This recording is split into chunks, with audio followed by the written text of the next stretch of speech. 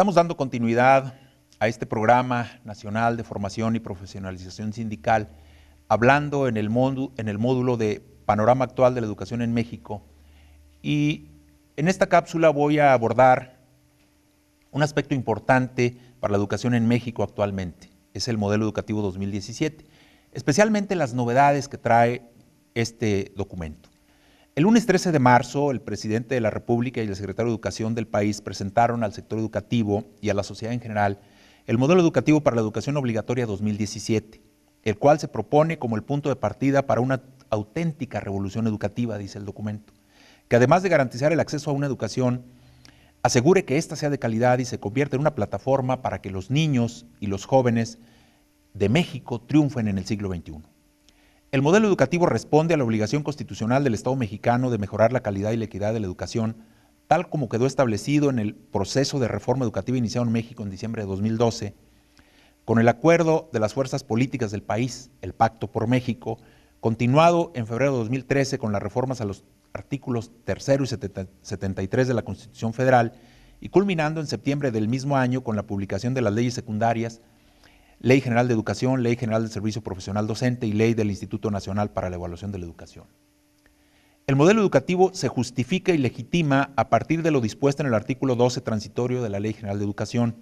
que dispone que a efecto de dar cumplimiento a la obligación de garantizar la calidad de la educación, las autoridades educativas deberán proveer lo necesario para revisar el modelo educativo en su conjunto, los planes y programas de estudio, los materiales y métodos educativos, y para ese efecto, desde 2014 y hasta 2016, se realizó un proceso interno de consulta a nivel nacional, regional, estatal y local, recogiendo miles de propuestas, ideas y opiniones que, a decir del secretario de Educación, se procesaron, depuraron y tomaron en cuenta para la integración final del modelo publicado hace unos meses. En la presentación del documento se dice que los principales aciertos que se señalaron en el proceso de consulta en la primera versión del modelo educativo presentado en julio de 2016 fueron la introducción de un enfoque humanista, la selección de aprendizajes clave, el énfasis en las habilidades socioemocionales, la descarga administrativa y el planteamiento de una nueva gobernanza. Mientras que como retos se recogieron la necesidad de mejorar la calidad y la articulación entre niveles educativos, la pertinencia real de la formación de los docentes, la claridad de los objetivos esperados y la definición del camino a seguir tras la presentación del documento para llevar a la práctica lo planeado.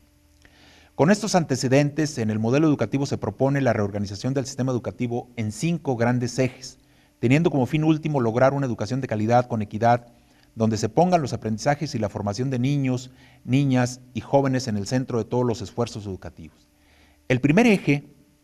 es el replanteamiento curricular, en el que se plasma un perfil de egreso progresivo desde la educación preescolar hasta el bachillerato, lo que implica un ejercicio de articulación formal para la educación obligatoria, que supone el desarrollo de aprendizajes clave y de habilidades socioemocionales,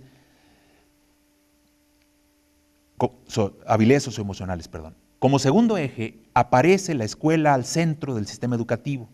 considerada como la unidad básica de organización, capaz de lograr autonomía de gestión y alcanzar el máximo logro de aprendizaje de todos sus estudiantes. Un tercer eje se refiere al desarrollo y la formación de los docentes en el marco del servicio profesional docente. El cuarto eje aborda la inclusión y la equidad como principios básicos que conduzcan al funcionamiento compensatorio del sistema. Y el eje 5 considera una novedad que es la gobernanza del sistema educativo, al definir los mecanismos institucionales para la participación y la coordinación de distintos actores y sectores en el proceso educativo. A partir de estos ejes, el modelo educativo establece que el propósito de la educación básica y la media superior es contribuir a formar ciudadanos libres, participativos, responsables, informados, capaces de ejercer y defender sus derechos, que concurran activamente en la vida social, económica y política de México y el mundo. Para lograrlo, se establecen 11 ámbitos del perfil de egreso para la educación obligatoria, a saber, lenguaje y comunicación, procesamiento matemático, exploración y comprensión del mundo natural y social, pensamiento crítico y resolución de problemas, habilidades socioemocionales y proyecto de vida, colaboración y trabajo en equipo, convivencia y ciudadanía, apreciación y expresión artísticas, atención al cuerpo y la salud, cuidado del medio ambiente y habilidades digitales. Ámbitos del perfil de egreso que están en todos los niveles educativos. En lo general, me parece que el modelo educativo es una propuesta de reforma curricular interesante, que habrá que estudiar con cuidado y observar el proceso de implementación que se ha anunciado de manera paralela a su socialización, para ir valorando si se van cumpliendo los objetivos y metas, que aunque pudieran parecer ambiciosos, en realidad son factibles,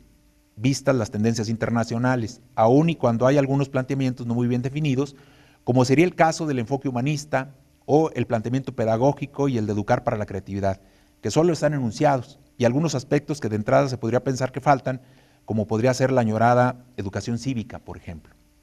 En el modelo se afirma también que una educación de calidad representa la mejor inversión que se puede hacer en el país para formar a sus ciudadanos y lograr su propio desarrollo, considerando que la educación de calidad forma integralmente a las personas y las prepara para la época en que les corresponde vivir. Sin embargo, quedan en el aire algunas cuestiones como el hecho de hacer realidad la revolución educativa anunciada, que será un proceso gradual y complejo, que supera el horizonte del actual gobierno, lo que da pie a cierta incertidumbre y desconfianza, pues no hay la certeza que después del 2018 se mantenga la política educativa vigente, más allá de que el modelo presentado tiene la base transaccional y se fundamenta en una visión de largo alcance, pues no es la primera vez que se anuncia una revolución educativa, como ya lo habían hecho antes Jaime Torres Bodet en los 60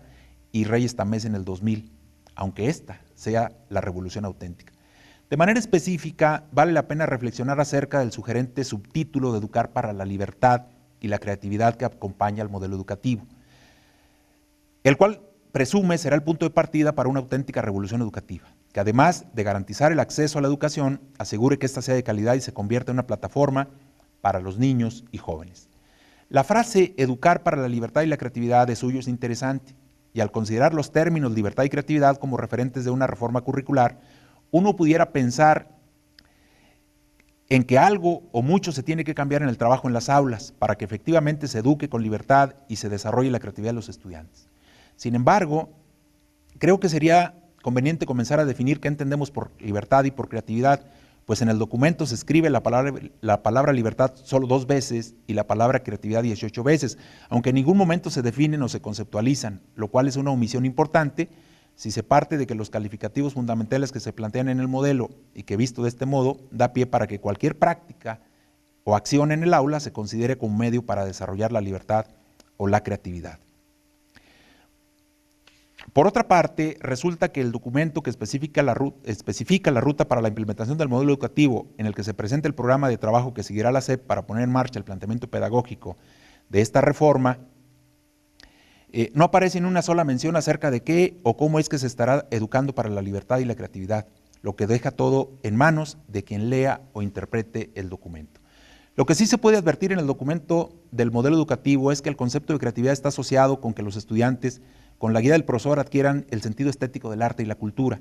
a partir del desarrollo de su imaginación y capacidad creadora. También se dice que la creatividad debe ser útil para que los maestros puedan propiciar interacciones educativas significativas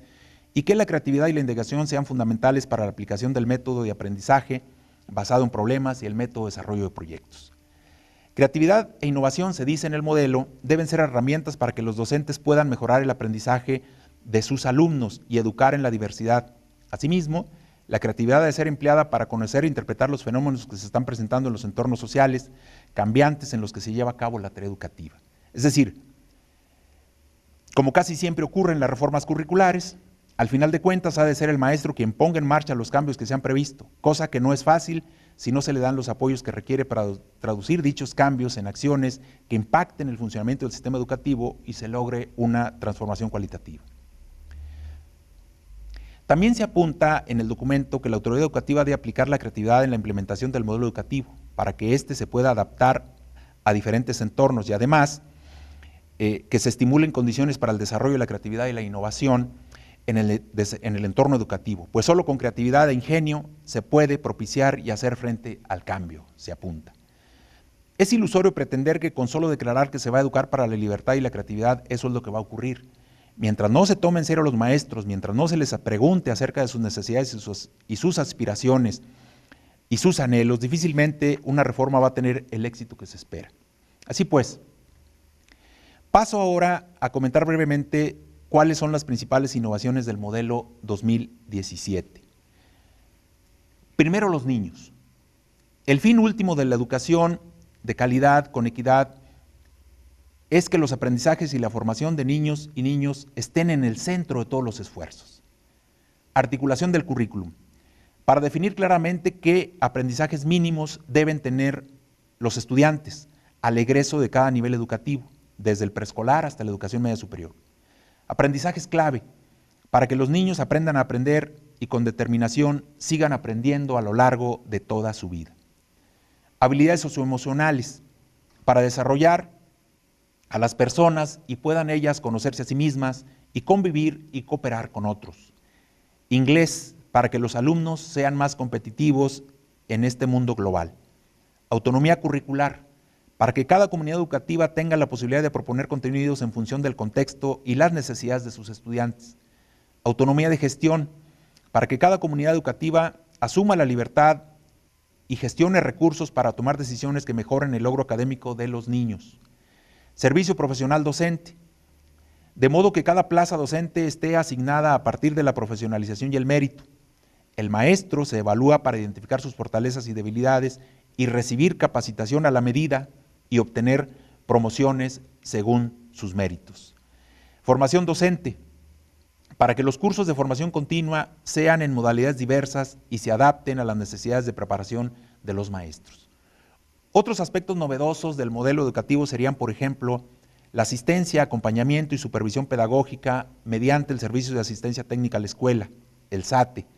la transversalidad de la inclusión y la equidad para que todas las personas, sin importar su origen, género, condición socioeconómica o discapacidad, reciban una educación de calidad y la novedad de la gobernanza del sistema educativo,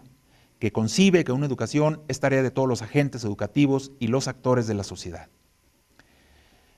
El planteamiento es interesante, como dije, pero más interesante será ver en los próximos meses y años cómo es que la autonomía de la educación puede ser una realidad y cómo es que la creatividad podrá servir para llevar a la práctica el modelo educativo y con ello lograr el cambio y la calidad educativas constitucionalmente decretadas.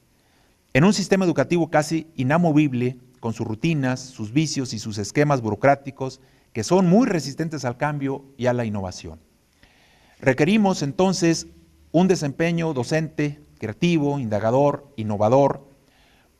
como el que se anuncia en el modelo educativo,